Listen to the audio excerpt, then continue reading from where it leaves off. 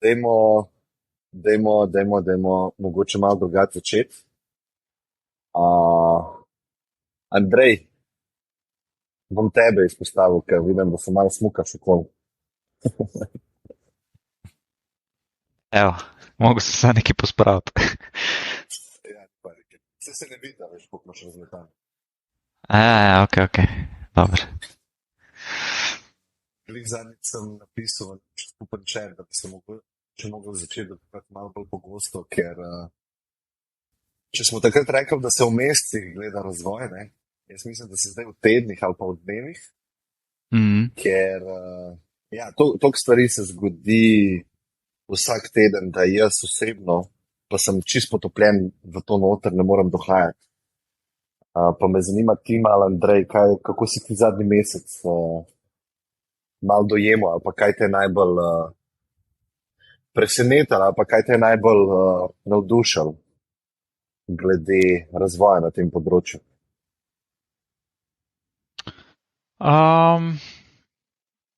V bistvu imam jaz isto težavo. Na Twitterju se mi zdi, da če že grem v en thread, ki nekaj opisuje, neke novosti in pol enkrat refreshnem ta feed, je na vrhu že nekaj novega. In v bistvu, lahko bi po moje cel dan preživel sam tako, da bi bral neke zdaj update oziroma novice. Sam to itak ni realistično, ne. Tako da, probam čim več uporabljati ChatGPT za copy, ki delamo. Nekaj sem se tudi s tem Midjourneyjem igral za ene grafike, ki smo imeli. Kar sem pa tako videl, je pa bil ta AutoGPT, ampak se nisem preveč spuščal v to in res sem čakal na tale call, da bo Boris več povedal, da se bom lahko mal updateal. Tako da nič kaj tazga posebenega, no, ampak zdaj že nekako si težko predstavljam, da bi delal svoje delo brez ChatGPT. Zadnjič enkrat nekaj se ni naložil in sem bil kar tako malo, zdaj moram čakati, da bo spet delal, da bom lahko naprej uporabljal. Ja, jaz sem v bistvu čist za en intermezzo. Jaz sem pred 2 tedni se odločil, da bom apps programiral z ChatGPT-om brez znanja programiranja. In sem 90% ali pa 95% kode napisal z GPT-4. Ene specifike nisem uspel narediti s tem, tako da sem pol enega programerja prosil za pomoč. In smo submitali app na App Store in je bil sprejet, review. Tako da to mi je bil tako nek test tega, kaj še prihaja v bistvu z vidika demokratizacije skillsov, da ne bo več pomembno, a imaš en skill ali ga nimaš, ampak je bolj pomembno to, da imaš idejo, pa da znaš izvesti neki stuli, ki bojo na voljo. Te tuli bojo vedno bolj powerful. In prav zanima me tako vaši pogledi, kakšen svet bo, ko sploh ne boš rabil za MVP, mogoče si zdaj rabil, odvisno od MVP-ja, 5 ljudi, nekaj kapitala. Zdaj ne vem, če bo venture kapitalist sploh sprejel tebe na pogovor, če ne boš imel MVP-ja narejenega, ker ga boš lahko sam naredil. Tako da ne vem, če bomo sploh imeli podjetja v teh fazah, boš v bistvu mogel biti one man band. To se je vmes zgodilo, pa AutoGPT, pa preden Borisa vprašam, kaj to je, bi rad, da Jaša razloži, kaj to je, ker vem, da se je malo spustil v to, pa da pa lahko, mogoče bomo imeli 2 različni razlagi z vidika nivoja, kako se loteš razlagi. Če si za. Jaz sem za, se pravi, jaz sem pač AutoGPT, BabyGPT, ne vem, Jarvis in milijon enih, to je več teh različnih, to v bistvu zdaj ni, to je nekonkreten software, ampak to je tip softwarja, oziroma ki se povezuje naprej z različnimi stvarmi. Ne? Se pravi, v principu imaš nek execution agent, nek task agent, pa nek task prioritization agent, in v bistvu ti mu samo daš prvi gol, in na podlagi tega gola ti bo on nekaj zgeneriral, to bo on ovrednotil, a je good ali ni good, in pol bo generiral nove gole na podlagi tega, pa te gole prioritiziral, in vmes ti bo lahko tudi, ko je ta execution, ti lahko tudi pač neko stvar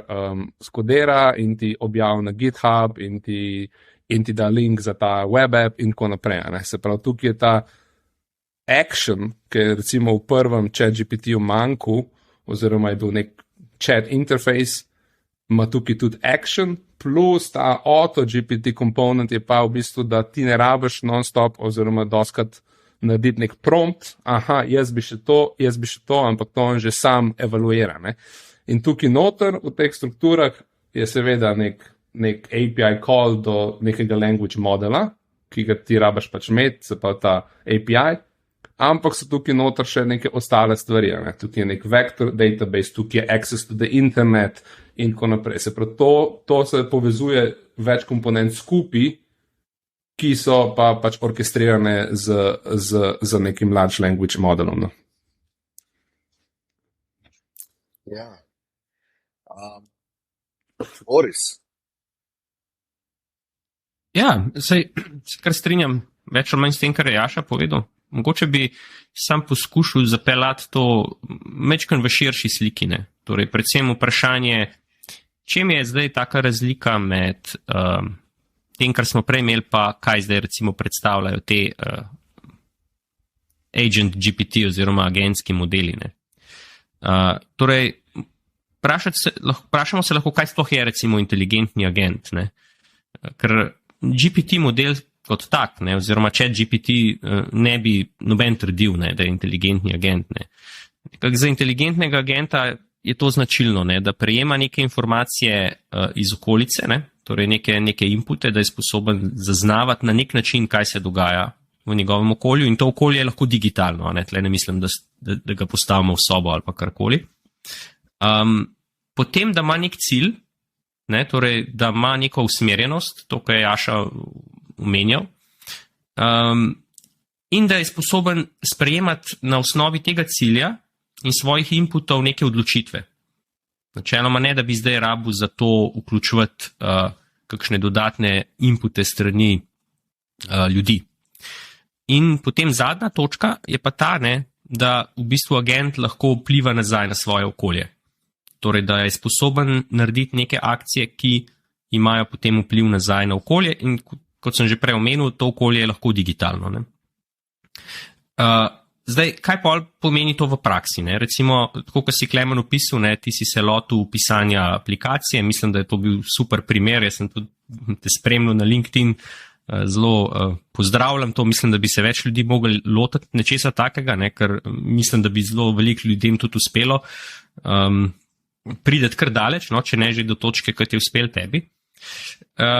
Ampak si pa verjetno tako delal, ne, da si pač napisal, kaj si želiš, ne, on ti je dal nazaj, potem si ti to pogledal, si probil, si zagnal, mogoče je bil kakšen error, pa si dal tomu nazaj, pa ga vprašal, skratka, bil si verjetno v nekem takem načinu dela, ki bi rekel, da je bil on tvoj kopilota, ne. Torej, ta konstantna interakcija, ti sprašuješ, on odgovarja, ne. Ja. Zdaj za te agente... Posrednik sem. A vam prav? Ja, jaz sem bil posrednik. Ja. Jaz sem v bistvu gledal, kakšne teske mi on daje, in jaz sem mogel vse izvajati. Ne. On je imel na voljo samo ta tekstovni interfejs za vplivanje na mene. Jaz sem pa vplival na svet. Ne. Ja. No, zdaj, nova paradigma gre pa v tej smeri, ne, s temi agenti, ne, da pač oni ne rabijo zdaj človeka za to, da jim zažene kodo, pa potem jim pošlje nazaj rezultat te kode, pa jih vpraša, kako to popraviti ali pa izboljšati, ampak da pač to počnejo v bistvu sami, ne, ker vse konec koncev ni nekega globjega tehničnega razloga, ne, zakaj bi mogel to človek delati, zato ker so dosegli tak nivo sposobnosti, da lahko v bistvu pridejo sami, ne, do zanimivih rezultatov. Ne. In to v bistvu potem tudi odpira zdaj vrata nekim novim oblikam asistentov. Ker zdaj smo imeli v povezavi z GPT modeli bolj te kopilote, nekaj, kjer si ti v bistvu skozi bil ujet v neko konverzacijo z njim. Medtem ko zdaj se pa pač odpira možnost, da on dobi, torej ta inteligentni agent, iz naše strani neko nalogo, kaj mi želimo narediti, in potem gre sam in dela na tej nalogi. Podobno kot bi zdaj recimo neko delovno nalogo v podjetju nekomu delegirali. In to seveda ne pomeni, da mi vse izpustimo, vsake toliko časa bomo preverili, kako stvari grejo. Pa seveda tudi ta, ki smo mu delegirali, je pametno, da ima kanal, da nas lahko vsake toliko pa le vpraša oziroma preveri z nami, če na pravi poti. In tukaj smo zdaj s temi inteligentnimi agenti. Zdaj, mene, bom rekel, je fasciniralo predvsem to, kakšna je bila stratosferska rast zanimanja za te knjižnice. Ne vem, mogoče lahko kdo odpre tisto sliko, ker mislim, da je kar pomenljiva. Gre za sliko, ki kaže, kakšna je bila rast teh GitHub zvezdic za različne vrste knjižnic. In zdaj, čist tukaj na desni imamo tole knjižnico AutoGPT, ki je v roku, kaj ne rečem, skoraj nekaj dni dosegla številke, ki jih je recimo Bitcoin pridobival koliko od 2.9 v bistvu, pa do danes. Ali pa tudi recimo, če pogledamo kakšne druge knjižnice, recimo povezane s strojnim učenjem, naprimer PyTorch, zdaj je AutoGPT na primerljivem nivoju. In mislim, ne vem, meni se zdi to mogoče še najboljša ilustracija tega, v kako posebnem obdobju zdaj živimo, torej, da se je zgodil en preklop, lani poleti z tem Stable Diffusionom in smo zdaj pač v neki drugi dobi, zdaj, kar se tudi tiče tega, kako se zdaj malo širši krog ljudi odziva na vse to, kar prihaja ven in kako dostopne so te stvari postale, ker taka količina interesa je možna samo zato, ker je to res dostopno. Ljudje lahko naložijo to knjižnico, lahko sami eksperimentirajo, ta orodja so na voljo in to mislim, da je zelo velika stvar. Pa še tukaj samo ena stvar, kad jih to omeniš, kako je to dostopno. Zdaj ne vem, 2 od teh 3 modelov, ki sta dosti imela interakcijo na Twitterju pa zanimanja, ki so neke demote dala ven, mislim, da tudi ta, ki je naredil Baby GPT, prav on reče, Baby AGI. Baby AGI, tako. Da v bistvu reče po svojem readme, da jaz tukaj nisem nek full experience programer, jaz sem to delal, 2 leti recimo imam izkušen in še en drug pa je pač rekel, da pred 1 letom pa pol ni znal sploh programirati. Se pravi, te ljudje, ki so trending zdaj, niso vedno oziroma sploh isti ljudje, ki bi, full neki bili coderji. In tudi to je neka taka indikacija, da v bistvu se malo spreminja. Jaz mislim, da je še mogoče celo več kot to. Jaz mislim, da je prav dejstvo, da prej niso kodirali, eden od pomembnih faktorjev, zakaj so naredili te knjižnice. Ker dejansko je pač to paradigma, ki zahteva nekak drugačen pristop k stvarem, ki je nekomu, ki je bil zelo uspešen, mogoče do zdaj v trenutni obliki programiranja, mu je neintuitivno ali pa se mu zdi včasih mogoče celo malo neumno, da bi postopal na tak način. In ljudje, ki so pa pač odprti, pa nimajo v bistvu toliko izkušenj, pa nimajo mogoče toliko skepse, zakaj pa to morda le ne bi delali, ali pa poskusijo, lahko zdaj le kar naenkrat pridejo zelo daleč.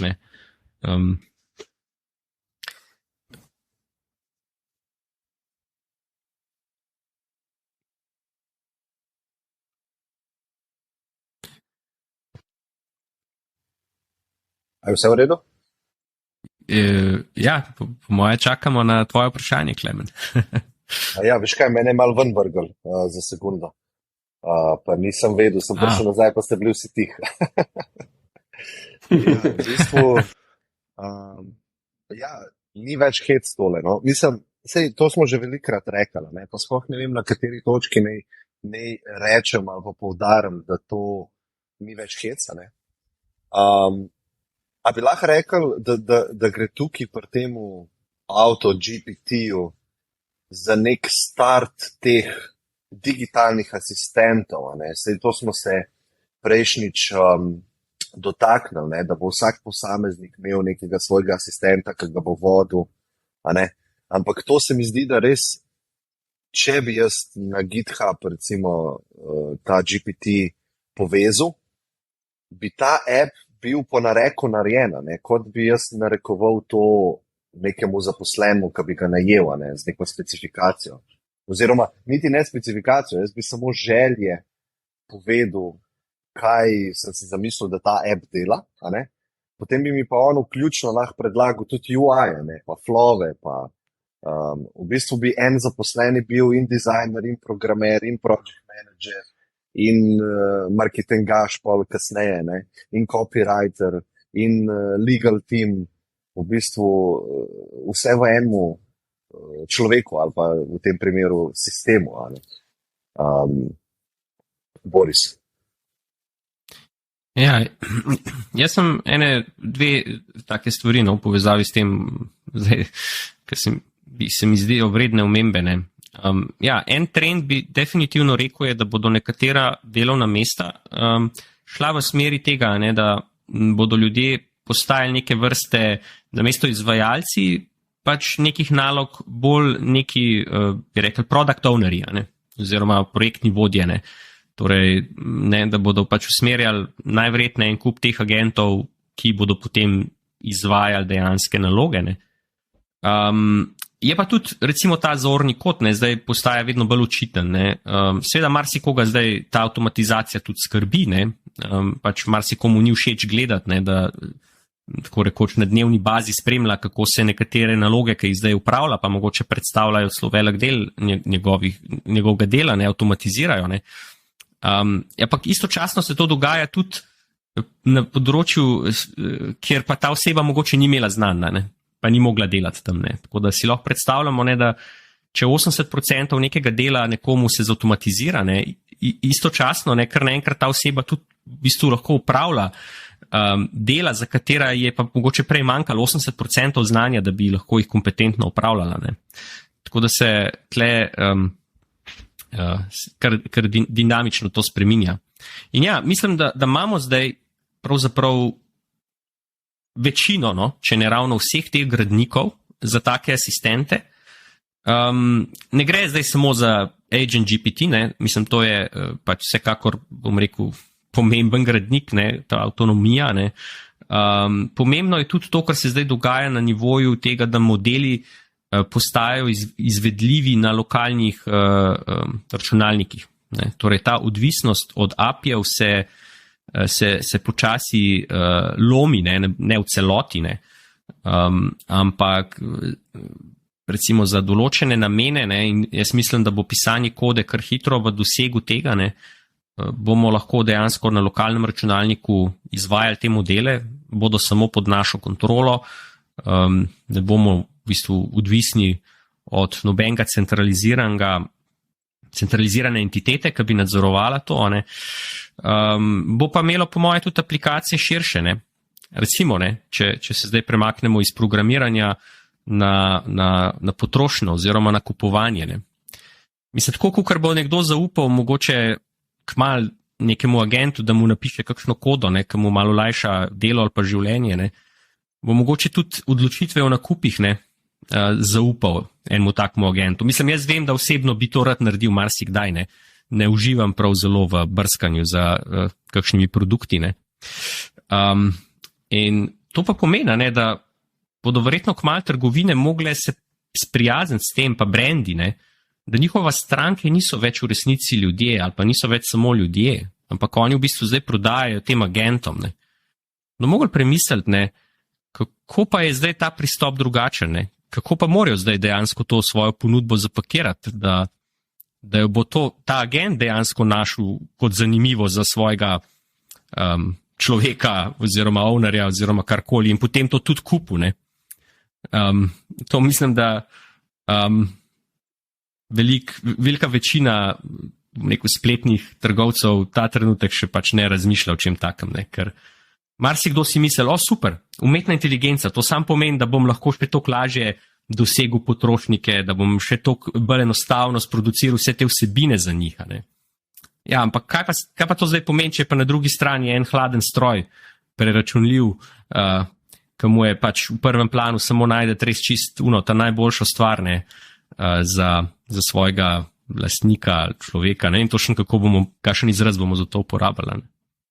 Se pravi, recimo, če to pogledaš, to je taka zanimiva stvar.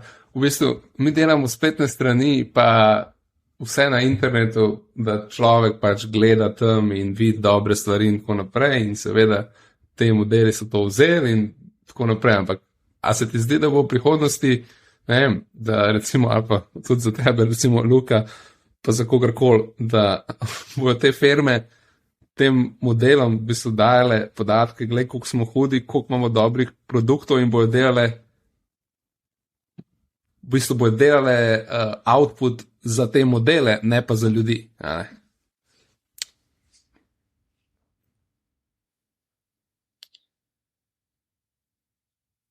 Ja, v bistvu imam eno vprašanje specifično za programerje. Ne bi rad, da gremo naprej od tega, ampak mogoče in the meantime za Lukata. Tako, mislim, da si edini v tej poziciji, da si direktor, vodja enega podjetja, taj med nami. Pa me malo zanima glede tematike AutoGPT-ja pa teh agentov. Ne. Kako ti to vidiš kot implikacije za take startupe, kot ste vi? Ne. Ali pa tako čisto malo tvojega razmišljanja me zanima okoli te tehnologije. Jaz vodim dating app, tako da za nas je ta tehnologija zelo, zelo zanimiva na večjih področjih produkta. Od tega, da ti lahko olajša, ne vem, pisanje nekih interesov, do tega, da ti lahko pomaga poiskati, ne vem, kaj je tvoj najboljši match, da ti zoptimizira to komunikacijo in tako naprej. Jaz sem zdaj v bistvu tudi spremljal malo, pa gledal razne videe, kako se ta auto GPT uporablja, razni agenti, kako se uporabljajo. In ravno ta teden smo imeli debato v službi, da v bistvu moramo sestaviti eno ekipo ljudi, ki se bojo cel čas ukvarjali s tem, na eni strani, kaj so tehnološke zmožnosti tehnologije, ki so zunaj, na drugi strani pa kaj so za nas neke biznis implikacije, kako lahko mi od tega profitiramo, kako se bo naš produkt spremenil, ker gre razvoj toliko hitro naprej, da če to samo malo nekje po strani spremljaš, pa se ne aktivno ukvarjaš s tem, se mi zdi, da bo prišel nek nov startup, ki bo to boljše uporabil in bomo mi enostavno prepočasni. Tako da mi bomo zdaj v bistvu prav sestavili ekipo, ki se bo cel čas ukvarjala s tem, kaj so tehnološke zmožnosti tega, na drugi strani pa nek product business team, ki bo gledal, kako lahko mi od tega profitiramo. Ne? In če gledamo ta razvoj, ne vem, mi smo se prvič tako pogovarjali na remotu, to tam decembra, koliko se je od takrat do danes spremenilo, se mi zdi, da bo v enem letu to že res na nekem nivoju, da če boš kot podjetje ne boš uporabljal tega, bo tvoj produkt dosti slabši od ostalih. In mi imamo že en kup nekih idej, kako bi lahko to implementirali, kako bi lahko ta cel dating proces olajšali. Ne vem, primer je naprimer pri nas, pa mislim, da to primer večino dating appov je, da punce dobijo dosti več matchov, dosti več lajkov in za njih je v bistvu največja težava, kako presortirati med celim tem izborom in potem, če imaš nek AI agent, ti v bistvu lahko, mi imamo že ime, da bo to nek goddess, ki bo ji pomagal najti, kaj so za njo, ne vem, top 3 najboljši profili. Ne? In pa ne vem, mogoče razmišljam za naprej, si že predstavljam, mogoče bo ta agent v imenu neke punce že malo izprašal te razne kandidate, fante, pa bo videl, aha, gled, ta je čisto budalo, ne, gled, ta je pa super, ne, s tem pa mogoče idi na večerjo. In potem dobiš sam nek summary, evo, to so top 3, ne vem, se že zmenil, s tem greš na večerjo jutri, s tem čez 3 dni, z naslednjim pa ne vem, čez en teden, ne, pa potem kot ena ideja, ampak jaz mislim, da bo res šel razvoj produktov v to smer, da ti bojo ti agenti pa AI v bistvu poenostavili proces.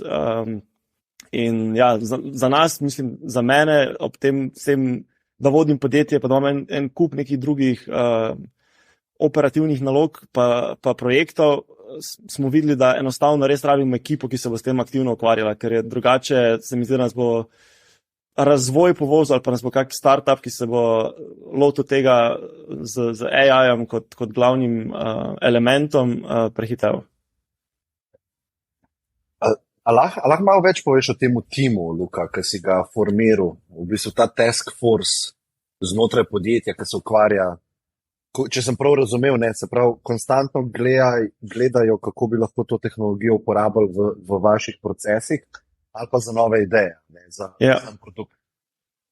Tako, če tisti, ki poslušajo, so recimo podjetniki ali pa vodijo podjetje, malo več bi me zanimalo o tem, koga si dal v ta tim, kakšne imajo taske, kaj dejansko delajo, ne. Poleg svojih običajnih nalog si predstavljam, da je to nek add-on. Ja. V bistvu mi smo zdaj na začetku tega. Zdaj smo vsi to nekaj individualno spremljali, pa se o tem pogovarjali, ampak ravno zaradi tega, ker smo vsi dobili občutek, da se to razvija prehitro, smo se zdaj ta teden pogovarjali, da bomo naredili eno manjšo ekipo. In v bistvu dve glavni sestavini sta nekdo, ki ima tehnično znanje, to bo pri nas nek data scientist, ki se bo s tem ukvarjal, testiral, kaj je tehnološko možno narediti, koliko daleč je tehnologija. Na drugi strani pa bi rad imel enega produktnika, pa enega business ownerja, ki se s tem ukvarjajo. Ne? Da potem, ker pri vseh teh tehnologijah eno je, naprimer, kaj je zanimivo za implementirati, kaj so zanimive nove funkcije, ampak za mene kot podjetje pa je najbolj zanimivo, kako lahko mi s tem postanemo, ali da nudimo boljšo uporabniško izkušnjo, ali pa da tudi generiramo več nekega prometa, da boljše rastemo. Tako da se mi zdi, da je pomembno, da imaš v tej, oziroma meni se zdi osebno pomembno, da bo v tej ekipi, da imaš ta neki balance med ljudmi, ki tehnološko preverjajo, kaj je možno, pa med temi, ki gledajo, kaj so poslovne priložnosti, ki jih lahko mi na naš biznis model implementiramo. Ja, z vidika konsultinga se mi zdi to zanimiva, zdaj sem dobil pač neko idejo, ne, da bo potreb potem neskončno. Boris, Jaša, vidva sta v tej industriji, mogoče, če na grobo rečemo, ne, se pravi, da bojo vsa podjetja, ki obstajajo, rabila mogoče nekoga, ki bo prišel noter in pogledal njihove procese in znal predlagati, kako te procese izboljšati s pomočjo te tehnologije. Ja, ne, mislim, če jaz začnem, mi smo tudi uvedli nek tim, sicer na globalni ravni, nekaj se reče Generative AI tim, ki bo v bistvu trenutno še ni jasno, a bo to integriran vse stvari, a bo to nek svoj service line, ampak tukaj tudi začnemo in praktično v vseh nekih debatah se stvari pelje na to, kaj je razlika pred enim letom bila, pa kaj je razlika danes, se pravi, skozi smo to dodajati. Če pogledam konkretno firme, recimo velike korporacije imajo vedno nek security concern, in to je dostikrat v bistvu čist banalna stvar, ker sam jo ne razumejo dobro, po drugi strani pa niso res prvi moverji. In tukaj noter bo ful tudi enega coachinga bo recimo treba. Recimo ti dam zdaj primer. Mi imamo enega klienta, ki ima ene 5 data timov in hoče iz tega narediti nek data office. In je jasna stvar, da stvari, ki se danes delajo na 5 različnih mestih, se bo lahko en človek to delal. Se pravi, kako zdaj timu razložiti, kaj se bo zgodilo, kaj bo za workforce, kako se bojo mogli procesi spreminjati. To je toliko enega navajanja, da je to v bistvu tukaj tudi full velik nek HR component. Se pravi, tukaj vidim, da velike firme bojo težko to zelo, zelo hitro adoptale. Je pa ta kicker, ki se bo sigurno zgodil, ker enkrat oni to dobijo v Microsoft, bojo v bistvu res vsi dojeli, kaj se zares dogaja. Ne? Ker mi moramo tukaj vedeti, da ta GitHub repository ima, 40,000 ogledov, ne vem koliko ful velik, pa mi se tukaj o tem pogovarjamo vsak mesec, ampak za dosti ljudi, sploh starejših, pa to mogoče ni tok first thing, kukor za nas, ne. In starejši se odločajo. Se pravi, ta cela zadeva se bo nekako tudi mogla integrirati v odločanja, ne. Ker še vedno CTO odloča, še vedno, CDO odloča, ne. In kar naenkrat najboljši ljudje, ki v bistvu vejo, kaj treba narediti, niso več oni, ampak so neki 25-letniki, ki se s tem igrajo, recimo, ne. Tako da jaz tukaj vidim dosti preprek, ampak v bistvu pa tudi to biznis za nas, no. Ja, jaz se strinjam, ne. Mislim v smislu, da bi bilo zelo koristno po moje zdaj za vsako podjetje, ne, da pač vsaj, bom rekel, mal preuči svoje predpostavke v luči teh tehnologij. Mislim, praktično po moje ni branže zdaj, ki se ne bi rabilo vsaj tega premisleka upraviti, kaj to za njih pomeni. Zdaj, mogoče bi sam predstavil malo drugačno mnenje, ne, glede tega, kako to zorganizirati, ne. Ker tipično so podjetja vedno nekako tako postopala k uvajanju tehnologij. Ja, dajmo narediti en task force strokovnjakov, ki bodo to preučili, ki bodo naredili plane, strategijo in potem bomo počasi, bomo mogoče poiskali enega zunanjega izvajalca čez čas, bomo naredili razpis, bomo naredili pilotski projekt, potem, če bo uspešen, bomo to skalirali, to bo čez 3 finančna leta naprej. Pač jaz mislim, da je zdaj ta ritem sprememb preveč hiter za to, istočasno pa uvajanje teh tehnologij ne moramo zdaj primerjati recimo z, uvajanjem data science v podjetja, ne. Pač, ne. Ker kot smo videli, mislim, eni določeni ljudje, ki so predstavili zdaj ene rešitve, ki so po svoje bile pionirske v svetu, ne, niso niti imeli tazga ozadja, kot bi ga pričakovali, ne, mogoče iz prve, ne, da ga bodo imeli. Ne. Tako da jaz bi probal v podjetjih predvsem čim bolj širši krog zaposlenih engageati. In zelo ena taka zanimivo misel sem prebral od nekoga, ne, na Twitterju pred kratkim, ne, da v bistvu bi mogla podjetja začeti ponujati bonuse za to, da si nekaj rešil z AI-jem. Namesto, da marsikdo zdaj tem tehnologijam zapira vrata, ne, in to bi imeli po moje tako smisel iz vseh vidikov. Ne. Zdaj prvi je ekonomski, ne, zaposleni bi bili motivirani, da najdejo rešitve, kako pač nekaj narediti hitreje pa lažje. Ne. Ampak drugi je pa tudi izvedljivostni, ker če ti nekaj narediš s pomočjo umetne inteligence, je zelo enostavno dokazati, da si to naredil s pomočjo umetne inteligence. Ne. Zdaj, po drugi strani, ne, če si pa v okolju, ki prepoveduje to uporabo, je pa izredno težko ali pa celo nemogoče dokazati, da je bilo pa nekaj narejen brez uporabe umetne inteligence. Ne. Tako da je ta prva pot bistveno bolj stabilna, ne, in tudi pač mislim, da vodi k večji donosnosti. Ker tudi na tak način se izognemo temu, ne, da bi bila ta tehnologija zdaj nujno nek sovražnik zaposlenih. Ker oni bi s tem skupaj s tehnologijo šli na to pot, da bi znali rešiti vedno več stvari, vedno drugačne stvari, ki jih mogoče zdaj ne morejo. Ker zdaj, če pa izhajamo iz ene ozke skupine ljudi, mogoče bodo pa tako rekli, ok, zdaj pa smo rekli, da je teh 50% ljudi, itak nima teh znanj, pa smo najdeli za neke rešitve, da mu jih prav tudi pustita. Na koncu po moje firma, če bi šli gledati iz zornega kota prihodkov, če mi zdaj razumemo v tem trenutku to tehnologijo kot neke vrste tako 10x-ara, produktivnosti, mislim, zakaj bi si nujno firme postavile prenizek prag, dokot pa hočejo zrasta, ker dokler so v tej fazi eksplozivne rasti, ne bodo imeli razloga, da bi manjšale število zaposlenih, če so vsi ful bolj produktivni. Ja, sej, hoče se. Ja, kar izvoli, Boris. Ja, sorry, tole sem se še spomnil, pa mislim, da je kar dobro dodati. Torej, mislim, da zdaj definitivno smo v fazi, ko je tehnologija sposobna veliko več narediti, kot pa recimo podjetja jo dejansko uporabljajo. To bo trajalo še kar nekaj časa. In ja, definitivno je tukaj ogromna priložnost za konzultante, in vsekakor bodo potrebni. Mislim, v nekaterih podjetjih ne bo mogoče drugače narediti spremembe, če ne bodo eni ljudje, ki jim ta podjetja zaupajo, si vzeli čas in to predstavili, razložili na primerih in tako naprej.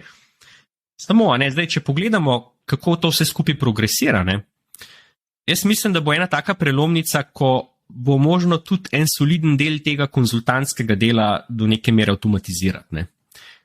Ker vse je tako, konzultanti so dragi, imajo omejeno količino časa. Zdaj, ko bo enkrat ta, recimo CTO v enem velikem podjetju dojel, da se on lahko usede za računalnika, ali pa, ne vem, mogoče ga neka umetno inteligenten agent kakorkoli prek kakšnega drugega kanala kontaktira in ima čas za njega in mu zna počas razložiti, zakaj je to dobro, kakšni so benefiti. Na vsako vprašanje, ki ga bo imel, bo ta sistem imel odgovor.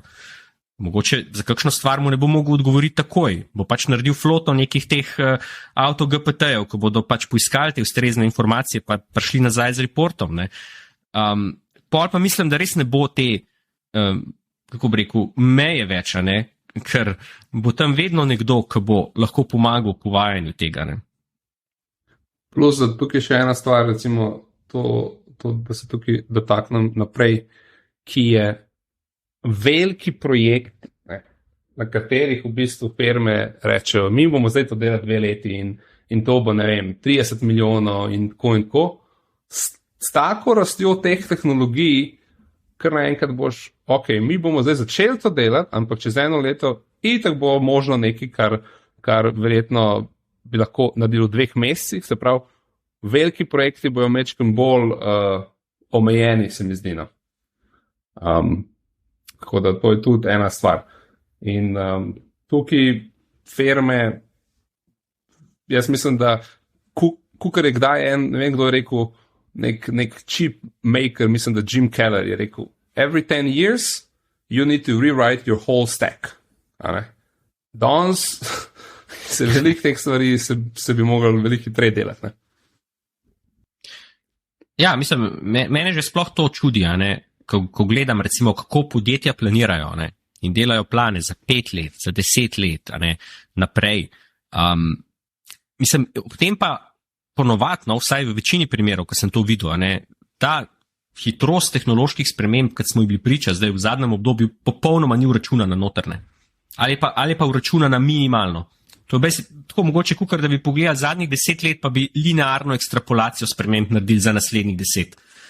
In to, mislim, meni je neverjetno, Tako da, ampak ja, dejstvo je še vedno, kljub vsem pozornosti, ki trenutno tehnologija uživa, je v svetu velikih podjetij še vedno razmeroma majhen krog ljudi, ki strateško pač razmišlja zdaj o tem. Je pa vedno več ljudi, ki dejansko to uporabljajo, mislim, pri vsakodnevnem delu. Ja, se mi zdi, da je problem, ker mogoče te starejši, ki si jih Jaša omenil, so navajeni spremembo v nekem pejsu. Se pravi, doživeli so internetno revolucijo mogoče v 90-ih in so rekli, sej takrat sem vedel, da se internet dogaja, ampak jaz sem imel vsem dovolj časa, da sem se naučil, kaj ta tehnologija pomeni, da sem malo videl, kakšne bojo implikacije te tehnologije v naši industriji. Recimo, ne mudi se mi toka, nisem tok živčen, ampak ta pejs sprememb, jaz mislim, da je na čist drugi ravni in veliko ljudi bo povozil, V bistvu bojo prišli startupi, ki bo one man band in bo začel disruptati nek aspekt ali pa en del ene velike korporacije. In tega pa še nismo videli. Vse malo smo videli z internetom, da je zelo lažje bilo disruptati ene velikane. Ker prej v zgodovini je bilo zelo težko, če si ti, ne vem, primer je, imaš neko veliko medijsko hišo in ti se doma v svoji garaži spomniš, da bi ti boljš delal novice. Ne. V 40-ih, 50-ih, 60-ih je bilo to nemogoče, ne, ker je bilo v bistvu potrebno toliko enega kapitala, da se ti sploh začel oddajati nek signal. Ne. Že radio, če rečemo, ne, kaj šele televizija, ne, pa kamermane, pa opremo, ki se je takrat rabo. Ne. Zdaj imamo YouTube, ne, in v bistvu ti lahko začneš neko svojo garažno medijsko podjetje, ne. Ampak zdaj jaz mislim, da gremo še na naslednjo raven tega demokratizacije, v bistvu štarta, ne? In v bistvu kaj sploh starta pomeni, kar sem prej omenil. Velike korporacije so se bale startupov, ne? Zdaj mislim, da se lahko začnejo bati posameznikov. In čisto drugačna paradigma dela na splošno ali pa biznisa ali pa dodajanja dodane vrednosti. Mislim, meni bo vedno ostalo v spominu, Andrej, ko si imel ti TED Talk na temo educationa in en stavek je bil tak zelo močen, ki je bil, tehnologija ne bo zamenjala učiteljev, ne, ampak bojo pa zamenjali te učitelje, ki ne uporabljajo tehnologijo, tisti, ki bojo uporabljali tehnologijo. In se mi zdi, da s tem AI-om lahko impliciramo na podjetja. Ker izvoli, Andrej.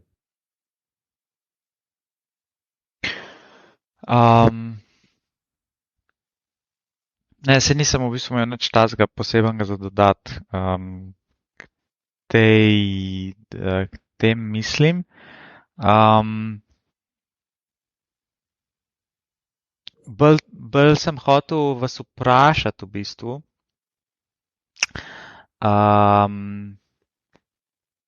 je pa vidite, da to sploh ne bo imelo nobenega vpliva, vsaj še nekaj časa. Najprej je Boris rekel, vsako podjetje bi moglo vsaj premisliti, oziroma vsaj malo pogledati, kje ima lahko, v katerih procesih ima to lahko implikacije.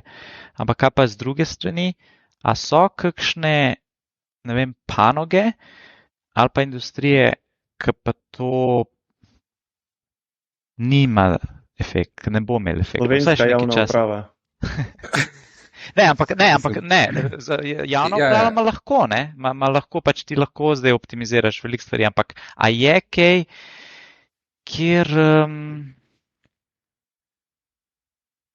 pa ne? Kaj misliš, kjer to nima smisla implementirati, ali kjer to misliš, da se dolgo časa še ne bo implementiralo? Vsaj še nekaj časa, da se ne bojo. Ja, glej, recimo Microsoft je dal paper ven, pač Impact of Work, in zanimiva stvar, da je naredil analizo, kaj bi GPT rekel, kjere panoge so impacted, pa kaj bi človeški ekspert rekel. Ne? In zelo blizu so bili te elementi oziroma te assessmenti. In zdaj, kjere panoge nimajo vpliva, oziroma na kjere panoge ima to najmanjši vpliv, so tiste panoge, ki danes niso tako zelo monetarno ovrednotene. Recimo imamo kuharji, gradbeniki, vozniki, atleti, to imamo lignarja, ampak agrikultura, pomivalci posod in tako naprej. Kjere panoge so pa one, ki so najbolj, so pa tiste, kjer danes ljudje veliko denarja zaslužijo. Matematiki, finančni analisti, web dizajnerji, blockchain inženirji in tako naprej. Tako da tukaj se zamenja ful stvari, ne? Ampak panoge, kjere niso, so tiste, ki so zelo fizične. Ja, mogoče, Boris, a smem jaz svoj laično, pa ti pol popravi. Če recimo razmišljam, ful dobro vprašanje, Andrej, mogoče meni pomaga razmišljati oziroma podati odgovor, kaj mislim, če razmišljam v smislu, v katerih dobah se natajamo. Ne? A veš, mi smo šli v information age, ne? In to je bila ta narativa z internetom, informacijska doba. Ne? Se pravi, informacije so dostopne kadarkoli. In kar smo do zdaj delali, je samo, da smo olajšali dostop do teh informacij, pa pohitrili. Se pravi, imam v žepu zdaj dostop do informacij in to je informacijska doba. Zdaj mislim, da se premikamo v knowledge age. Se pravi, boš ti imel dostop s temi modeli, imaš dostop do znanja instantno, rešujejo probleme. In lahko tudi tako pogledamo, gremo v demokratizacijo IQ-ja, ne? Se pravi, inteligenca je na voljo in je zastonj in imaš jo v žepu in ti lahko rešuješ probleme s tem. Kje pa še nismo, po mojem mnenju, imamo pa ta drug Kahnemanov del, ki je pa EQ, ne? Se pravi, emotional intelligence. In če iz te prizme pogledamo, se pravi, ko imaš ti nekega terapeuta, ker se sproža milijon enih hormonov, ko imaš ti terapijo, zaradi tega, ker gre za človeški odnos, a ne? Pa, ne vem, v hospicu si umiraš, da roko ti položi sestra svojo roko, začutiš empatijo. Jaz mislim, da take stvari, ki imajo EQ del, ne bojo disruptane. Sploh ali pa še nekaj časa. Tako, Ja, no, bom probal zdaj tri replike narediti, ne. Ok, Jaša, mogoče bi najprej komentiral, mislim, to, kar si rekel, ne, da ta članek, ki to analizira, je zelo dober, ne, to priporočam vsakmu, da bi si prebral, ne.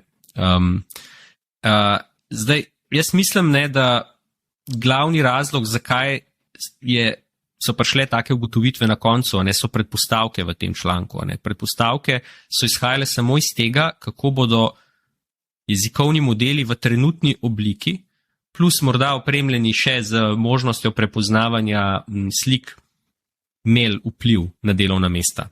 Ne. Tako da pol po svoje so ugotovitve razmeroma nepresenetljive, ne. Ne, ker pač vsa dela, ki zahtevajo zelo veliko fizične interakcije z okoljem, na nek način avtomatsko odpadejo ven iz tega. Ne. Ampak jaz mislim, da se bo začela, oziroma da smo že, zdaj če pogledamo, kaj se dogaja na področju robotike, ne, že vidimo, kje prihaja ta naslednji val. Robotika je malo težja, zahteva bistveno več začetne investicije. Ne, to, Klemen, kar si ti rekel, ne, da bo podjetje, ki ga bo štartal en posameznik v robotiki, ta trenutek je pač to čist nepredstavljivo in nemogoče in bo še najbrž kar nekaj časa tako. Ampak, ko bo pa enkrat dosegla, ne, ta prak, ne, v tej svoji eksponentni rasti, se bo pa lahko v bistvu obesila na vse te obstoječe tehnologije. Ne, torej, roboti, ki se danes razvijajo, tečejo noter jezikovni modeli, ki jim pomagajo pri navigaciji v prostoru, pri upravljanju nalog. To, kar zdaj vidimo, pri temole agent GPT-ju, bomo potem videli v robotu. Ne? Tako da v bistvu gre, samo potreben je ta trenutek en tak zelo inženirski del opraviti, da naredimo ta hardware cenejši, da ga naredimo bolj zanesljivega. In zato zelo s pozornostjo spremljamo to, kar Elon Musk dela za svojim robotom. Ker on je že demonstriral na področju hardverskih stvari sposobnost nižati te stroške, visoko učinkovitost v razmeroma kratkem času dosegati. In jaz mislim, da se bo to zelo preneslo zdaj na robote. Ma pa na področju tega zdaj bistveno več konkurentov, kot jih imajo pa recimo pri električnih avtomobilih. Zdaj je kar nekaj podjetij napadli ta segment. In rezultati bodo. Tako, mislim, kot oceno bi rekel, tekom naslednjega leta mislim, da bomo priča zelo osupljivim rezultatom na področju humanoidne robotike. No. Tako, mogoče še ne za letos, ampak drugo leto pa in to bo potem spet obrnilo okrog to debato glede tega, katera dela so bolj izpostavljena tehnologije. Mogoče... Tukaj je ena replika, recimo, se strinjam, ampak razlika med fizičnimi deli, pa te EQ deli, pa nursing, oziroma neki pogovori je, a bodo ljudje čutili, da ne samo, da so te roboti cenejši, ampak tudi, da jim je všeč interakcija z njim in skoraj bolj všeč, kot če bi ena pomagalka prišla v dom ali pa da ti bi en kuhar skuhal za jesti. A veš, kaj mislim? Ne vem. Sej to je v bistvu to, kar je Klemen govoril. Ne? Ja. Torej, jaz imam drugačno mnenje tukaj. No? Pač jaz mislim, da če gledamo nekatere aplikacije, ki so že zdaj, ki ti v bistvu imaš lahko neke vrste terapijo že zdaj z obstoječimi modeli. Ne? In ljudje, ki so se spravili v to, so imeli v bistvu zelo pozitivne izkušnje, sploh če niso pristopili k temu s figo v žepu, da bi hoteli demonstrirati, zakaj to ni dobro. In tudi recimo, če pogledamo na kakšnih drugih področjih, kako smo bili že priča te emocionalni navezanosti, ki so jo ljudje spletli z temi entitetami. Recimo dober primer je podjetje Replika, pa njihovi modeli oziroma agenti. Jaz mislim, da tle je pravzaprav spet bolj inženirski problem. Ta trenutek ne more robotska negovalka prideti pa vzpostaviti interakcijo z bolnikom, zato ker nam manjka ta del interakcije z okoljem. Si pa predstavljam, da tudi kar se tiče takih stvari, kot je osamljenost starejših ali pa mislim tudi dostopnost do kakšnih informacij povezanih z zdravjem, tle lahko že zdaj naredimo ogromno. Ker tudi ni pošteno, da vedno primerjamo na eni strani nekega zdravnika, sočutnega zdravnika, specialista, ki ima ful časa za posameznika, zdaj z nekim chatbotom. Bolj se je treba tudi vprašati, kaj pa tisti primeri, ko ljudje pa sploh nimajo dostopa do zdravnika, ali pa bi radi prišli do zdravnika, pa jim rečejo, glej, prišel boš na vrsto čez 4 mesece. Mislim, takih primerov je tudi pri nas ogromno.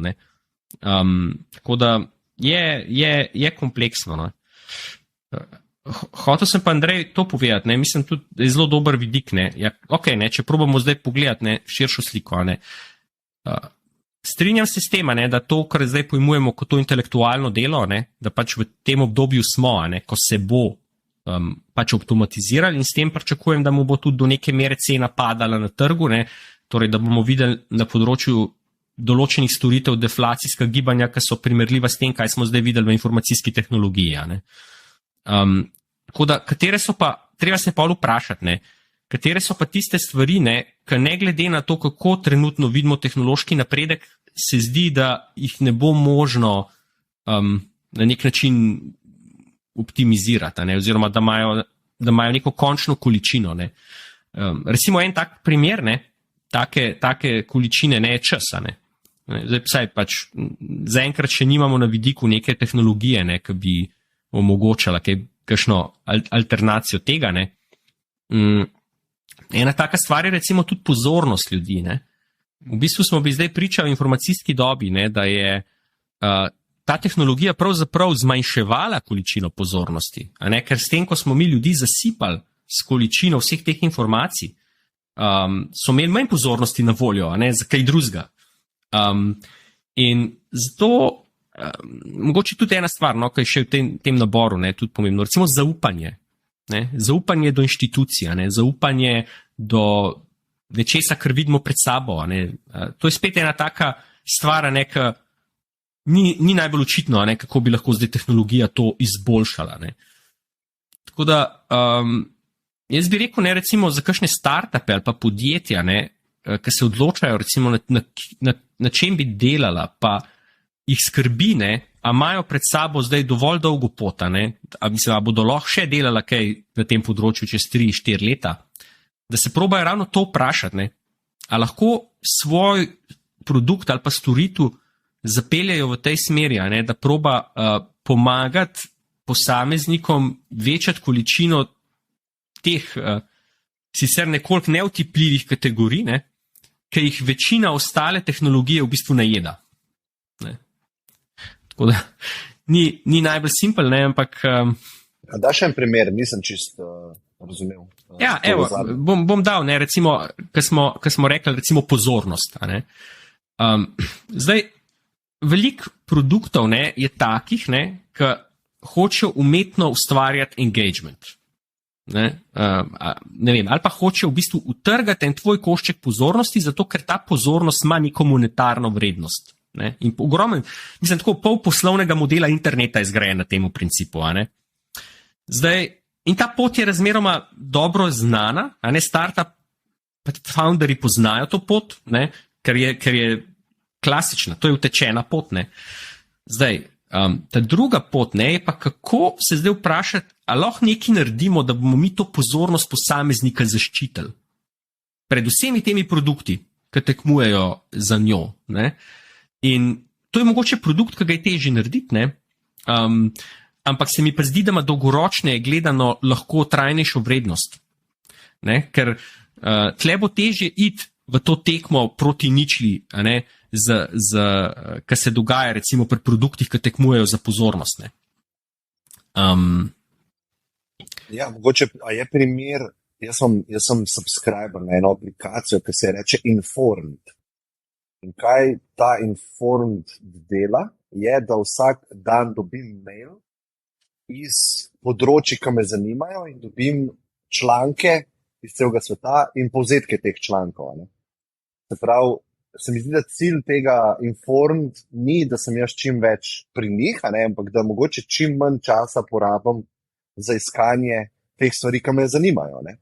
Se pravi, to je v bistvu čisto tako enostavno, je to nek feed, ki ga jaz dobim dnevno, ali pa nek daily digest, ki ga dobim v maila. Ne. In ta poslovni model ne bi mogel funkcionirati na način, da bi oni oglase prodajali toliko zelo, Absolutno. Ker sem jaz manj časa brskam po tem appu. Ne. Se pravi, on mi da, v bistvu mi olajša dan, pa mi nekaj časa vrne.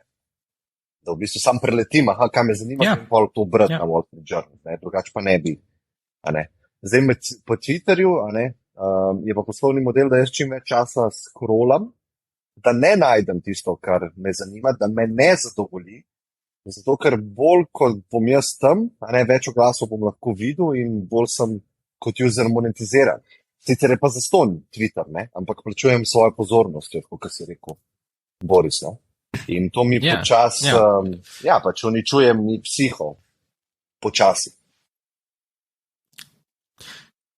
In jaz mislim, da bo še posebej izrazito ratala, ko se bodo teli agenti, v smislu že tega omenjenega GPT-ja, ki se bodo razširili na to nivoju, na nivo teh personalnih asistentov.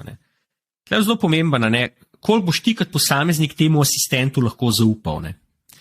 Zdaj, če boš ti imel občutek, da je ta asistent pod kontrolo nekoga drugega, v bistvu je tam sam zato, da te na tak ali pa drugačen način servira oglase, ne boš nikoli mogel tega zaupanja vzpostaviti in tudi ne bo dobro, da bi ga. Tako da mislim, da je prostor tle za te asistente, ki so osvobojeni tega zunanjega nadzora, ki delujejo na tvoji arhitekturi, pod tvojo kontrolo in so tvoji interesi tisto, kar je gonilo v bistvu tazga asistenta. Ok, ampak recimo, če to prevrtimo, ta personal assistant, recimo zdaj že vemo, da v laboratorijih in ko so slikali možgane in ti si gledal v eno sliko in si rekel, in si pač videl nekaj in pa je ta AI v bistvu generiral, kaj si videl in je to že dosti blizu.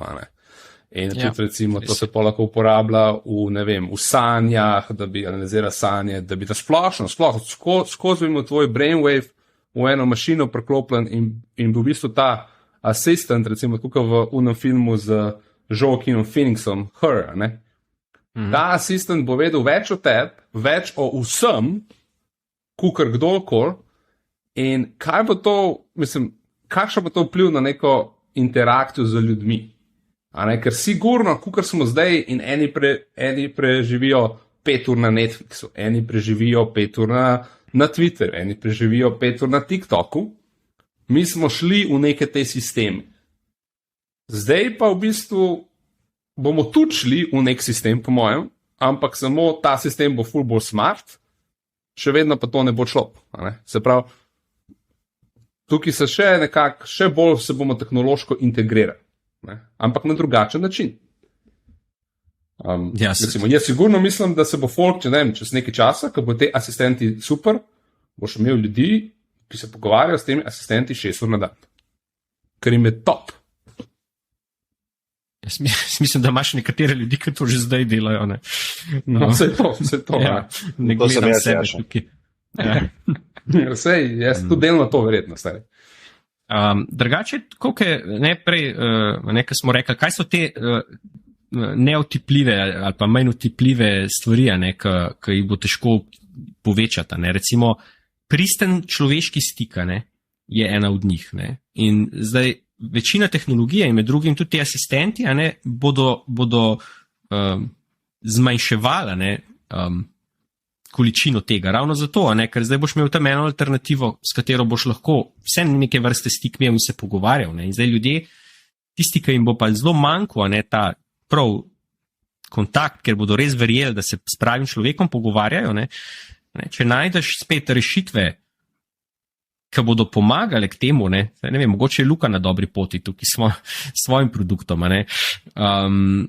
lahko spet mogoče računaš na neko trajnejšo vrednost. Je pa tako,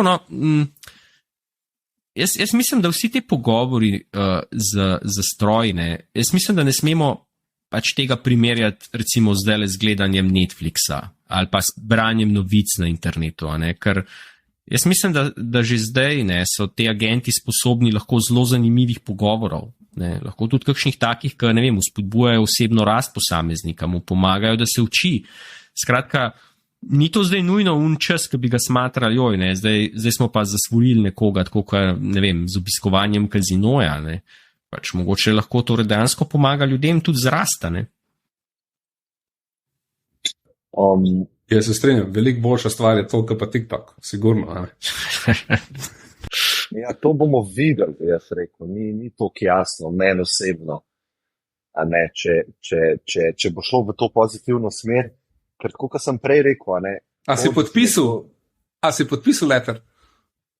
Ne, nisem podpisal letterja, ampak vse te nevarnosti, mislim, kdor misli, da nevarnosti ni, mislim, to je insanity, to je, mislim, z vsako močno stvarjo, ki obstaja na planetu Zemlja, so nevarnosti, In jaz mislim, da s tem hitrim razvojem, se ta tveganje dviguje zato, da ne bomo sposobni videti pravočasne nevarnosti, ki imajo nepopravljivo škodo. Ampak ja, sej, to je druga debata, ampak to, kar si ti, Boris, omenil, za to empatijo, ki sem jo jaz izpostavil. Jaz mislim, da se tukaj čisto psihološko nekaj drugega dogaja, da je zelo pomembno za človeka, ki se je razvijal čez milijone in milijone let, da ima občutek, da nekdo čuti podobno, kar on čuti. Ne, da ga razume, ker jaz mislim, da te sistemi ga bojo razumeli, vemo pa, da ga ne bojo čutili, tega človeka. Ne bo se mogel uživeti ta sistem v mene in reči, aha, tako ti čutiš, tukaj sem zate, dajva skupaj iti čez to, kar lahko neka sestra medicinska naredi, ker sem jaz na bolnišnični postelji in umiram. Ne vem, če bomo lahko to komponento toliko simulirali, da bom jaz iste hormone dobil, kot jih dobim, ko imam človeški stik. Zgledal bo tako, ampak v ozadju bom imel neko blokado, ker bom vedel, da me on ne čuti. Ja, mislim, blokado, se strinjam, z blokado lahko imaš, Ampak to mogoče spet ti zdaj gledaš iz tega našega vidika, kako smo mi bili vzgojeni, pa da te tehnologije ni bilo. Zdaj vprašanje, kako bo to nova generacija sprejemala. Ne vem, mi, ko v dating svetu gledamo predvsem ta azijski trg, tam se večino datinga dogaja virtualno. Tam večinoma se vse dogaja preko chatov, video, audio, se skupaj virtualno dobijo, gledajo YouTube skupaj znotraj dating aplikacij in tak naprej in imajo dosti manjšo to neko potrebo po fizičnem kontaktu, pa fizičnih meetingih. In to je tudi tisto, če smo se dotaknili, ta neka nevarnost, zdaj, če gledamo, ne vem, čez 20 let, da bomo potem se družili samo z nekimi virtualnimi AI, je to res smisel vsega skupaj. Ne vem, super, bo najbolj pametni, najboljši bo znali voditi pogovor, ampak je potem to smisel, če mi vzgojimo, ne vem, novo generacijo, da je najboljše imeti, ne vem, samo virtualne AI prijatelje. Ne? Jaz bi rekel, Klemen, da je to taka dobro izhodišče, ne, da se v tem krogu čez 1 leto srečamo, pa analiziramo to predpostavko. Ko bom jaz imel AI punco, ne. Bom rekel, nisem imel prav. Sam itak ne boš imel časa za nas potem, ne. Jaz sem prvi, ki bom sigurno sprobal, kaj sanjam. To bi rad vedel, recimo. To bi mi bo zanimivo, ne. Tako da, za take stvari bi bo kar open. Ja, da bi mi AI zjutraj bi rekel, hey, Jaša, do you wanna hear what you dreamt about? I would say, yes, tell me what I dreamt about. Se pravi, da mi pač pove, kaj sanjam, ne? Ker tega podatka nimam trenutno in pač In bi me zanimalo ta podatek. Sem firčen v bistvu, kaj se dogaja unih 7, 8 ur, 9 ur, kakorkoli že spim na dan, ne. Recimo, ne. Ja, mogoče zdaj, če gremo iz te tematike mal en korak nazaj, rad bi se o teh pluginih mal pogovoril, ker mislim, da razumem zadevo približno, ampak vsem bi rad, da gre Boris v mode explained like I'm 7 ali pa 10 za mene, a ne? Pa da v bistvu... To bo težko, ampak okej. Koliko pa ne bi bila težka? 15 recimo. Ja. Ne, sej na srečo v bistvu te plugini ne, niso tako zelo, niso tako zapletena tematika, ne. Bolj bi rekel, da so svoje zelo zanimiva, ne, pa presenetljiva, ne. Tako da ja, za tiste gledalce oziroma poslušalce, ne, ki niso seznanjeni s tem, ne, pač OpenAI je pred, kaj ne temu rečem, neki tedni objavil, ne, da bodo pač ponudili možnost ChatGPT nadgraditi s tako imenovanimi plugini, ne. In zdaj te plugini so v bistvu nekaj, kar lahko ChatGPT pokliče na podlagi pogovora z uporabnikom, da mu pomaga, ne. Zdaj, pri čem pa mu lahko pomaga, ne. Zdaj tukaj na zaslonu recimo vidimo plugin od Wolfram Matematike, ne, kjer v bistvu uporabnik ima neko vprašanje, za katerega ChatGPT oceni, ne, da bi ga v bistvu plugin znal odgovoriti boljše kot on, in pokliče ta plugin. Plugin si lahko predstavljamo je sam nek wrapper ali ovoj, ali kako temu rečemo, okoli nekega API-ja od Wolfram Matematike in pošlje po izvedbo, dobi nazaj odgovor in to servira uporabniku, ne. Na tak način v bistvu lahko ChatGPT nagovori vse tiste pomanjkljivosti tehnične, ne, kjer recimo mu je zdaj zmanjkalo podlage, ne. Recimo, ker ali ni imel znanja, ali ni imel sposobnosti, ne, zdaj, če obstaja nek API, ki to znanje ima, ne, te plugini odpirajo pot, da lahko si z njimi ChatGPT pomaga, ne. Ampak to je samo polovica zgodbe, ne, polovica zgodbe in dejansko mislim, da celo malo manj zanimiva, ne, ker z napredkom v sposobnostih samega tega modela GPT-X, ne, dobro, zdaj 4, ne, ki deluje v ozadju ChatGPT-ja, bo veliko teh stvari najverjetneje naslovljenih tako ali pa tako, ne. Tisto, kar me je bolj fasciniralo, ne, pa ta možnost v bistvu preko pluginov dobivati informacije o produktih in storitvah, ne, ki jih ponujajo razna podjetja. Ne, recimo primer zdaj obstaja za rezervacije sob, za mislim, da tudi letalske karte, ne. Kjer recimo se pogovarjaš z ChatGPT-jem o tem, da bi rad nekam potoval, ne, in bi ti potem on lahko z uporabo teh pluginov ponudil kar možnost, ne, da lahko kar zveš, ne, če so kapacitete proste, opraviš rezervacijo. In to pa mislim, da je ogromna stvar, ne, ker mislim, da zdaj spreminja, kaj ChatGPT v svojem bistvu je, ne, ker začel je kot pomočnik, ne, neke vrste, zdaj pa postaje marketplace, ne, ker zdaj ima tudi tako količino uporabnikov, ki ga uporabljajo vsak dan, ne, da kar naenkrat te uporabniki seveda predstavljajo nek trg, ne, ki bi ga, verjamem, da marsikatero podjetje rado nagovorilo. In tudi veliko teh uporabnikov je po možnosti takih, ki sicer ne bi prišli na spletno stran podjetja, ker so se navadili tehnologijo na drugačen način uporabljati. In zato pa mislim, ne, da trenutno so te plugini še v zaprti alfa fazi, ne, tako da ni najbolj enostavno sploh dobiti dostop do tega. Ampak potem, ko pa bodo prišli v malo širšo uporabo, mislim, da bomo priča podobni situaciji, kot smo bili najprej za spletnimi stranmi, potem z mobilnimi aplikacijami. Po mojem, vsako večje podjetje bo praktično nujno bo, da bo ponujalo tudi ta način komunikacije z uporabniki. In gre za bistveno drugačen način, ne? Ker do zdaj, ko je bilo govora o umetni inteligenci, so podjetja razmišljala, ok, bomo uporabljali umetno inteligenco, jo bomo dali na svojo stran in, ne vem, bomo izboljšali izkušnjo, mogoče bomo dali kakšne rekomendation, pa bomo malo več prodali. Zdaj se pa to okoli obrača. Ne? Zdaj se pa podjetje v bistvu nekako zapakira in se da v umetno inteligenco, če se tako malo čudno izrazim. In zdaj, kaj to za sabo pač potegne? Eno je to, kar sem že prej omenjal. Ne? Podjetje zdaj prodaja strojem. Ne? Sicer ultimativno hoče priti do ljudi, ampak zdaj je pač ChatGPT vmes.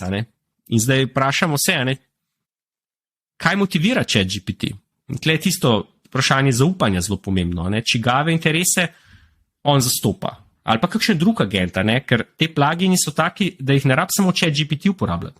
V bistvu so univerzalni. Lahko si recimo nekdo zdaj naredi svojega chatbota, ki bo lahko uporabljal te plugine zato, da bo dostopil do nekih informacij, produktov. In zdaj, če pa probamo pol še malo naprej razmišljati, recimo, da če se vzpostavi ta dinamika. Recimo zdaj je tako, malo ljudi v bistvu pušča reviewe na internetu. Tako, pač to je nek poseben trud, pa podvrženo je tudi v bistvu temu, da raznim zlorabam, pač nekdo pride pa pač lažne reviewe piše in skratka, ta signal, ki ga ponujajo, je poln šuma. Mogoče včasih sploh signala ni, je samo šum. Ampak zdaj, te stroji bodo pa vlogi tega kupca lahko ful dosledni. A je šlo kaj narobe pri transakciji? Ja, sigurno bodo zabeležili. In zakaj ne bi pol te informacije delili z drugimi? Tle pa lahko nastane ena taka skupinska dinamika, ki v bistvu lahko predstavlja za prodajalce izreden izziv, ker zdaj bodo pod neverjetnim drobnogledom glede storitev, ki jih ponujajo, hujšen kot kadarkoli do zdaj. Tudi to vprašanje, kako sploh tega kupca nagovoriti. Zdaj je bil ta nagovor lahko ful bolj emocionalen, ker se v bistvu napajal iz pozornosti kupca.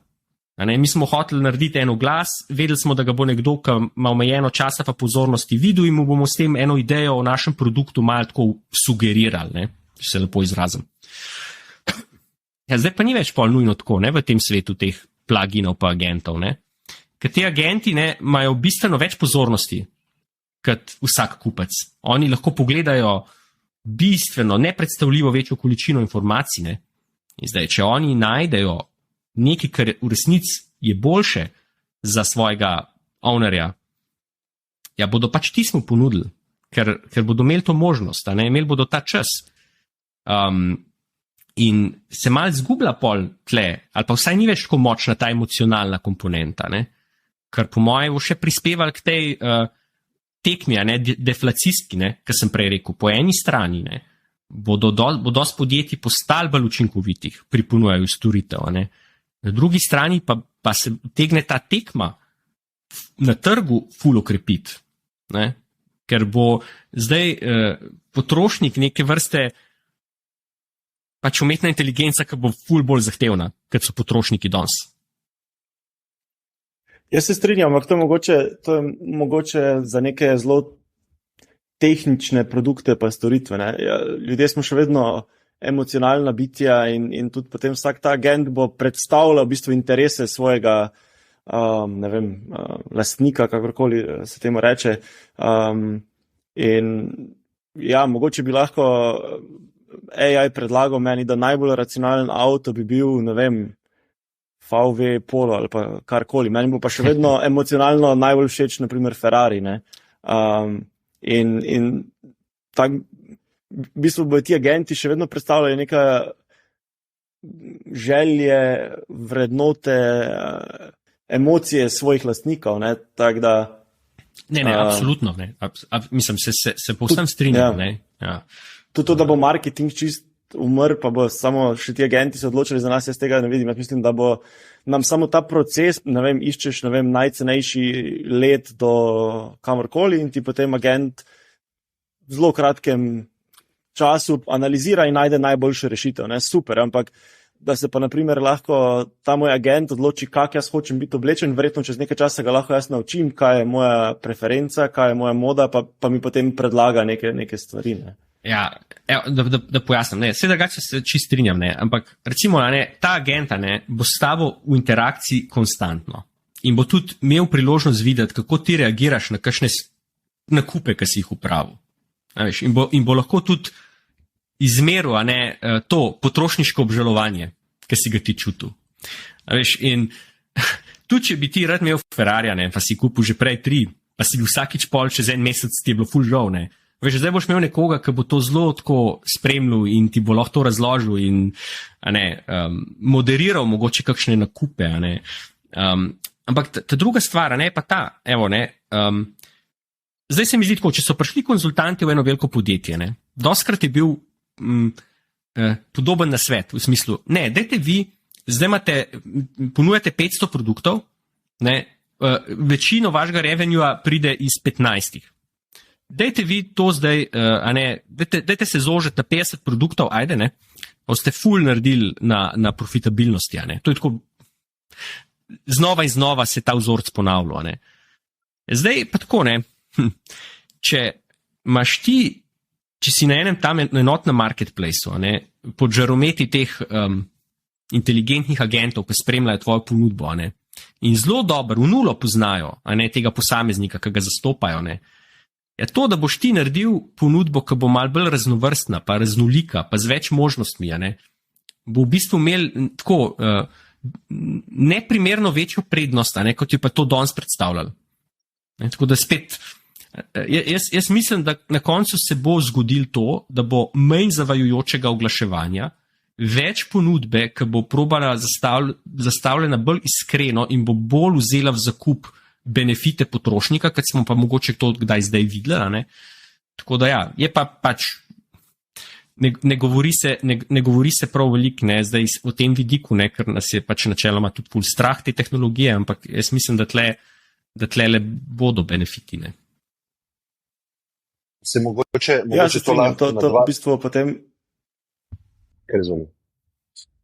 Ne, sem samo hotel to reči, da jaz se strinjam s tem, to bo sigurno in izboljšalo za uporabnika kvaliteto produktov in kvaliteto storitev, ker bo teže neke pomanjkljivosti, napake, slabše storitve skrit v prihodnje. Manj skemov. Mislim, manj teh očitnih skemov, pa imamo pa še cel range v internetnem marketingu, a ne, produktov, ki bazirajo na impulzivnih nakupih, a ne, se pravi, ti si prej omenil Ferrari brand. Ferrari te masira od tvojega 3. leta starosti tem brandom in ima s tabo interakcijo ta brand. Medtem, kako grem jaz na Instagram, pa vidim neko novo krtačko, ki je ful boljša, pa ne, vse veste, vse te produkti, ki so bolj taki lifestyle, ne. V bistvu ful jih bazira na temu impulzivnem nakupu. Vidim oglas prvič v življenju, imam interakcijo s tem brandom, $800 je cena, zdaj je znižana na 9, a ne, in zdaj jaz impulzivni nakup naredim, ne, pa neki mi še upsellajo pol, ne. Mogoče to absolutno drži, kar je Boris govoril, ne. Ne boš mogel AI-ja pretentati več na tak način. Teže bo, no, teže. Mogoče predrago, a ne, da bi se to šel, da bi se ti splačal. Drugač pa, evo, če pa zdaj gremo še en korak naprej, ne, kaj teoretično lahko postane možno, ne. Recimo, ne, če imaš ti ful teh ljudi, ne, recimo, da imaš Slovenijo, ne, 2 milijona ljudi, ne, pa recimo, da jih 1 milijon pol v eni točki uporablja te agente, ne, pa da uporabljajo to platformo, ne, pa gledajo pač veliko nakupov upravijo prek tega. Ne. Kaj če ti agenti v bistvu v eni točki ugotovijo, ne, da na tem trgu določenih produktov, ki jih te ljudje v resnici rabijo, ni? Ker bi to načeloma vedeli, ne, da je nekaj, kar posameznikom manjka. Ne.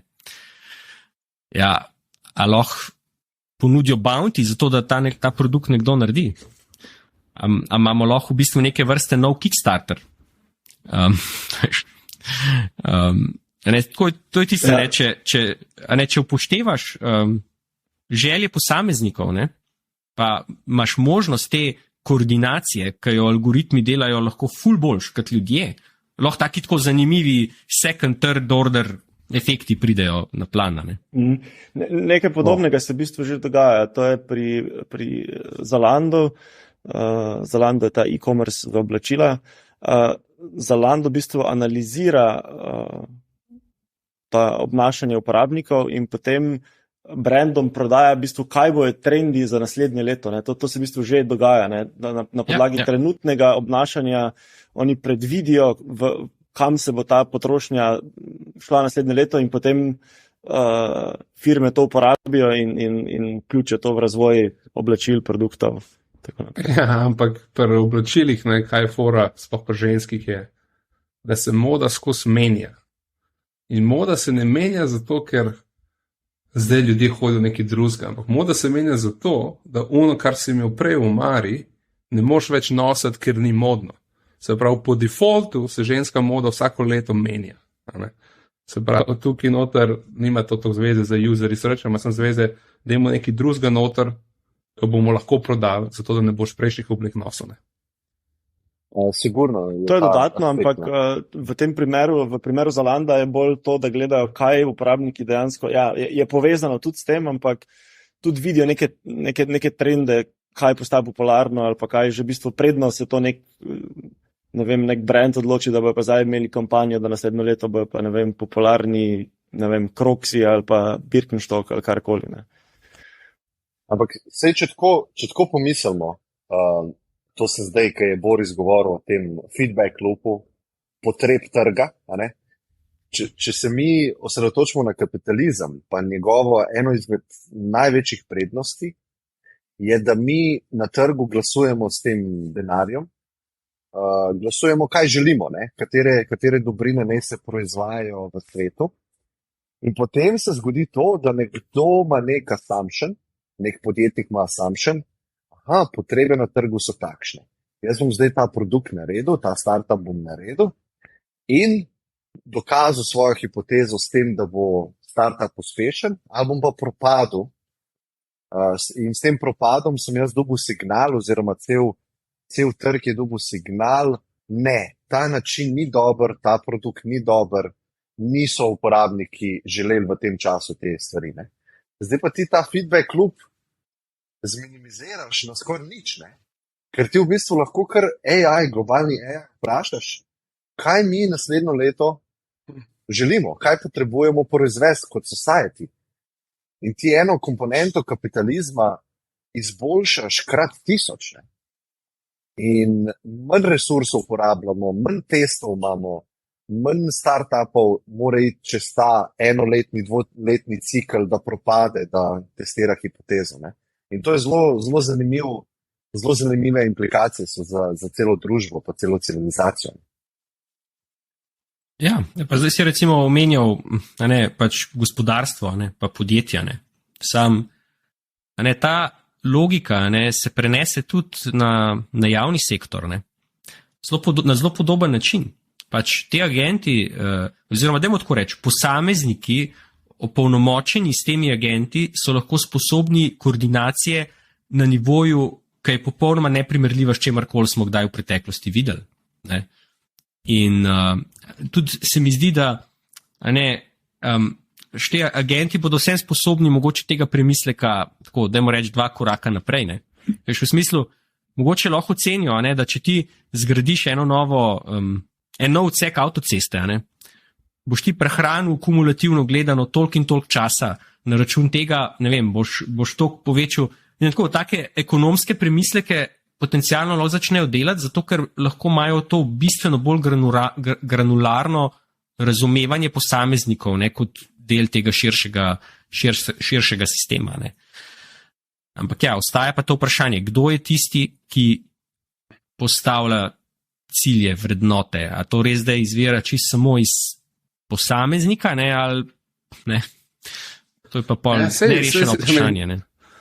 Če ti rečeš, da to je nek agent, ki ve več od vseh ostalih in vse skupaj in ti lahko pove pravi odgovor, pa ga začneš, ne vem, spraševati, recimo, oziroma kot država, kot minister, kot javna uprava, a je dobro, da v šoli povečamo znanje matematike, pa zmanjšamo znanje, ne vem, pouk športne vzgoje, ali pa pouk gospodinstva, ali pa pouk česarkoli. In pol bo ta AGI bo rekel, to je dobro, zato pa to, pa to, pa to. In boš ti lahko to pač implementiral. Ampak vsaka stvar nima veze, kaj je dobro, sploh ne obstaja v bistvu, ker mi delamo stvari, ki so možne, and everything that's possible will be done. Kaj je dobro, či zares to, da je neki kup, a je pol to že dobro? Ne vem, a ne? Se pravi, tukaj bo vedno, za koga je dobro. In konstantno bojo politične oziroma interakcije in že danes vidimo, da recimo 20-30% ljudi, po mojem mnenju, ima že malo bolj tak agresiven odnos do teh tehnologij. To so riziki, to je to, a ne? In to bo postala ena zelo velika politična debata, a ne? Ki jo ta sistem jo nekako ne bo mogel rešiti, a ne? Ja, jaz mislim, da je do neke mere to res vidimo že zdaj, ne? Pač politika napolno zdaj vstopa v diskusijo o teh tehnologijah, ne? Zdaj videli smo, kaj se je zgodilo v Italiji, ne? Ker je ChatGPT trenutno prepovedan. Ravno pred našim pogovorom, no, sem šel preveriti, ne, če je kaj novega na tem področju in zdaj se baje pričakuje ena to-do lista stvari, ki jih mora OpenAI narediti, ne, da bo lahko spet to vključeno, ne, in menda, ne, ena od stvari ne, naj bi bila, ne, da mlajšim od 18 let ne, naj bi bila uporaba prepovedana, ne, kar se mi zdi res pač res vrhunska poteza, no. Vrhunska poteza, ne, ker ne, tej populaciji, ne, ki lahko mogoče ta orodja najbolj pomagajo pri pridobivanju znanj, ne, ki v bistvu morajo tudi na nek način še bolj pomembno je za njih, ne, da spoznajo to tehnologijo, ne, ker bo imela potencialno še veliko večji vpliv na njihova življenja. Ne. Dajmo njim to prepovedati, pa bodo itak pač raj na nekem črnem trgu neke lokalne zadeve namesto tega uporabljali. To res mislim, da ni najboljši pristop. Ne. Ja, mogoče kontra temu, ker se itak bližamo koncu, a ne, mogoče bi jaz malo svoje te naše poslušalce vključil, a ne. Meni bi bilo zelo zanimivo videti, recimo, če bi se nam nekdo javil, ki je naredil en podoben test s tem, ne. Se pravi, da je uporabil GPT za kreiranje nečesa, kar on sam ne bi znal, brez da bi najel neko ekipo, ne. Lahko je iz področja programiranja, to je nekako najbolj straightforward zadeva, ne. Se pravi, da se nek plugin sprogramira ali pa neka aplikacija. Pa če bi bil tisti projekt ful zanimiv, bi ga jaz rad izpostavil, mogoče v enem izmed naslednjih naših podcastov, a ne. Se pravi, vsi tisti, ki to poslušate, pa želite malo probati zadevo, a ne, bi to naredil, pa tisti, ki so pa pod 18 let stari, a ne, se lahko tudi javijo, pa in jaz v bistvu financiram ta dostop do GPT-4, a ne, se pravi, ta subscription in plačam, pa da vidimo, kaj se tukaj naredi, če so kakšni mlajši od 18, me prav zanima igranje njihovo, ali pa njihov uma, ne, ker sigurno drugače deluje kot naš starejši. Ja, jaz pa mogoče še eno idejo, ne, za podjetja, ne, ker vemo, ne, kako je bilo en čas tako ful popularno to izvajanje internih, eksternih hackathonov in tako naprej. Ne. In zdaj, a ne, na področju umetne inteligence hackathoni nikoli niso bili najbolj fajn, zato ker, kakšen hackathon je pa to, da 3 mesece model učiš, a ne, preden lahko kaj narediš, ne. Ampak zdaj pa čist drugačne. In recimo jaz mislim, da bi to spet v veliko podjetjih dobro funkcioniralo, ne? Da enostavno svojim zaposlenim ponudijo natečaj za najboljši prompt, ki je optimiziral en proces v podjetju, in potem ostali zaposleni glasujejo na podlagi tega, dobi nekdo prvo nagrado. Tako, jaz mislim, da je ful preprosta formula, ki bi imela tako neverjeten vpliv na produktivnost in tudi mislim, da bi pomagala k temu, da te pristopi stopijo v javno zavedanje in da se tudi podjetja lahko pozicionirajo v smeri, a želijo podpirati te tehnologije ali želijo biti raj tisti, ki to prepovedujejo, pa potem to zaposleni pod mizo uporabljajo. Tako, mislim, da bi bili zanimivi rezultati. No. Ja, mene tudi zanima, naj napiše kdo, ne vem, komentar, zakaj so prepovedali to podjetje. To mene res zanima. Zakaj bi to kdo prepovedal? Ker je hudič, Andrej. Hudič. Hvala vsem za tole epizodo. Naslednjič pa mogoče ne vemo, kaj bomo govorili, ker ne vemo, kje bomo. Ampak sigurno bi rad govoril o terminu AGI, se pravi Artificial General Intelligence. Enkrat smo mi probali o tem govoriti na enem remotu, pa me zanima Borisovo stališče do tega, pa mal predikšni, kdaj ne bi mi kot society lahko prišli do tja. Kako bi temu rekel, umetna generalna inteligenca. Ja. Splošna ponovadi reče. Splošna. Ful hvala vsem, se vidimo naslednjič. Hvala za povabilo. Čau. Ajde. Yep. Čau.